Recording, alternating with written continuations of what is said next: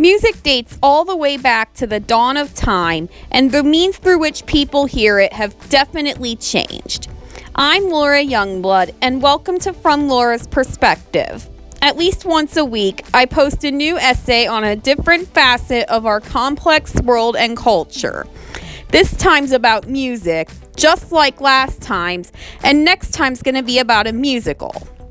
Sometimes it's about movies, other times politics, current events, nature, food, drink, or any other topic you can think of.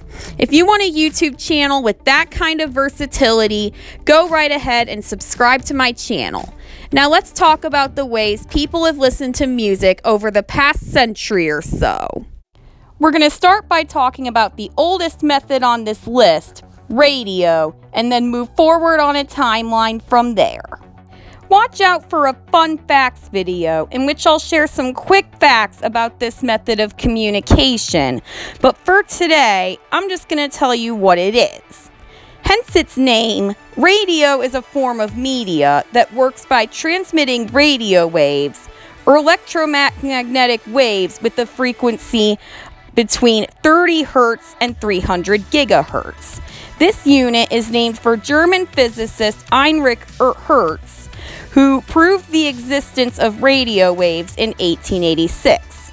In a radio broadcast, radio waves transmit music, among other forms of communication, invisibly through the air.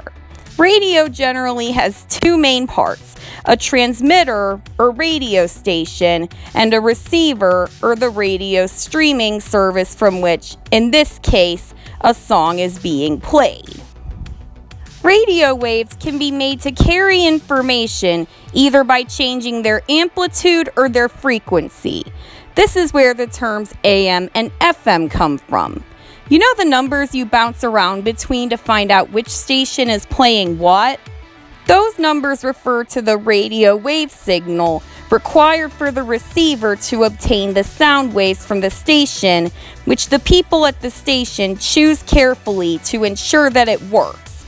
Radio can be listened to either on an old-fashioned radio, a more modern boombox, or a radio app on your phone or tablet, but it's most often listened to in the car, making it ideal for road trips. However, because radio wave signals can only reach so far, whatever your station you're listening to will fade in music and eventually get all staticky, or even start playing the music from a closer station with a stronger signal. Not long after radio came about listening to music on record players, also known as vinyl. In the 20th century, the phonograph record, also known as the gramophone record, vinyl record, or long playing record, was the primary method of music production.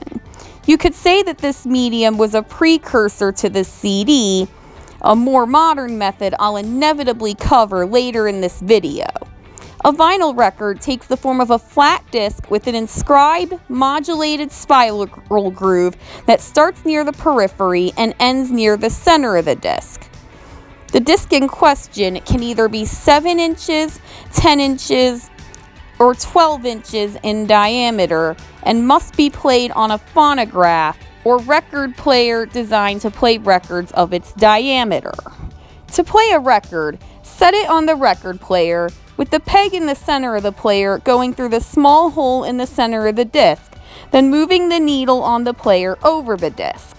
Only one half of the album is played on each side of the disc, so once you've listened to half of the tracks, you have to turn the record over to play the rest. Although vinyls are far less commonly used today as a result of newer music streaming technology to be covered in the next sections, they haven't exactly died out. Many albums that had their heyday at the same time as vinyls are mostly, if not only, available in that format.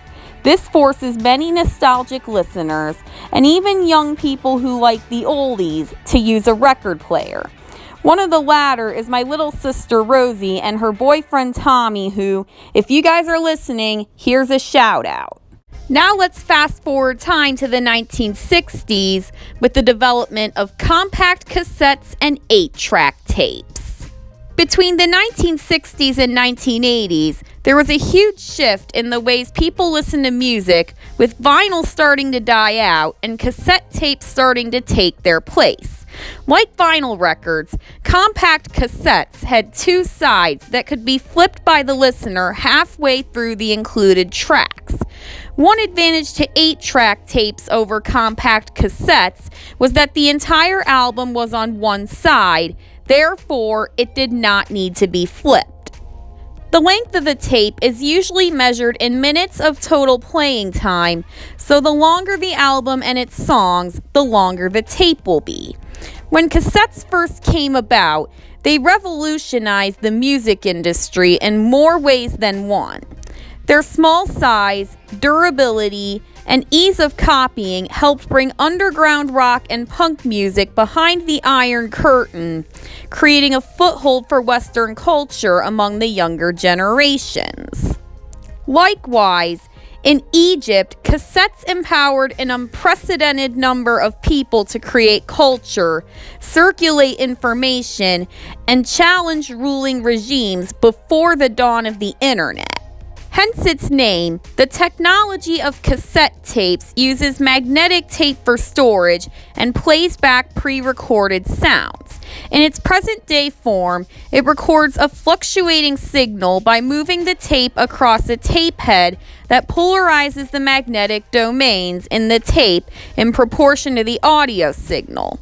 One major thing that sets a regular tape apart from an 8-track tape is that an 8-track tape uses a neoprene, rubber, and nylon pinch roller within the cartridge itself, rather than making the pinch roller part of the tape player. This makes 8-track tapes less mechanically complex.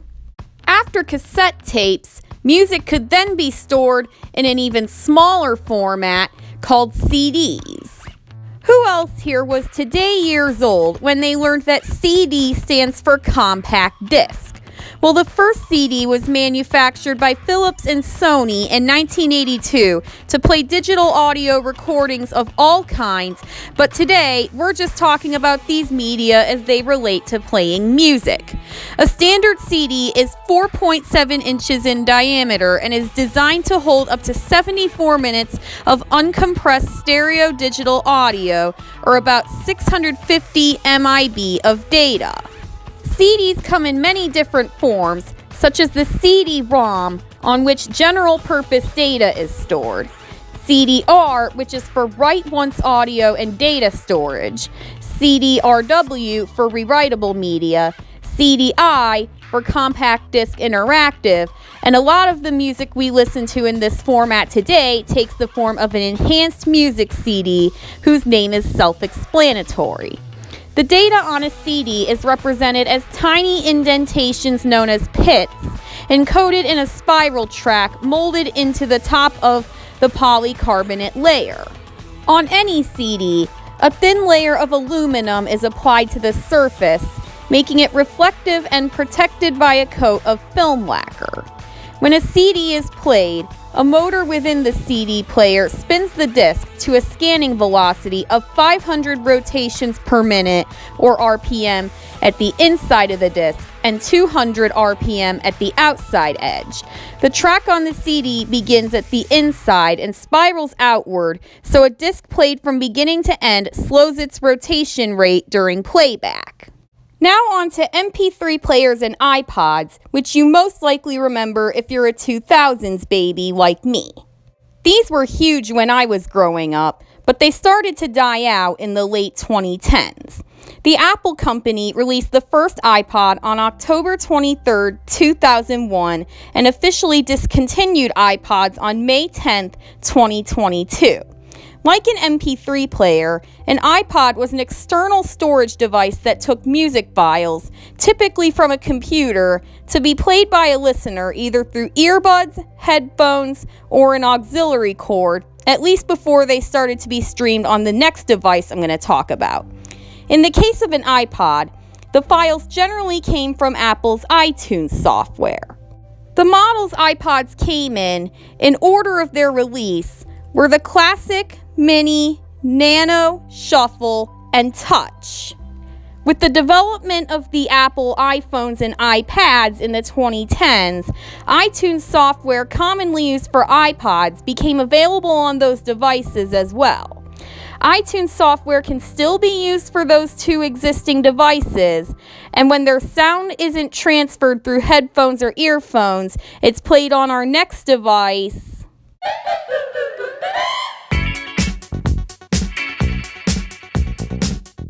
With this one, it's almost like we've come full circle back to radio. This form of wireless technology uses ultra-high-frequency radio waves ranging from 2.402 GHz to 2.48 GHz in the ISM bands.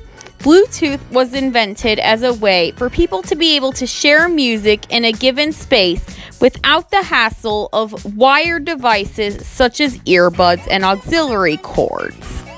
Bluetooth exchanges data, in this case music, between a mobile device such as a phone or tablet and a fixed Bluetooth device, usually a speaker, but this can also take the form of earbuds or headphones.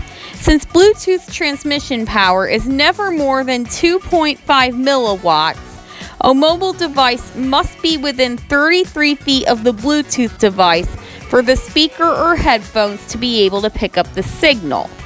These days, there are many different apps and websites people use to stream Bluetooth, including Apple Music, Spotify, Pandora, and many others. Thank you all so much for watching. Music is just one of the many media whose forms of consumption have quickly evolved over the years. To learn more about things we consume today that once took many different forms, check out my playlist, History and Evolution.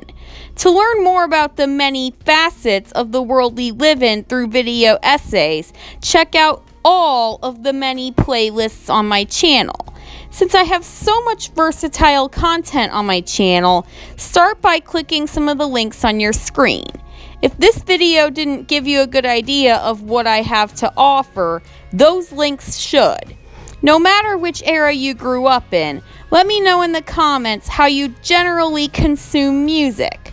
I want to see a discussion blow up. But what I want even more is to see you back next time. To ensure that happens, subscribe to my channel and turn the bell black so you get notified whenever I post new content.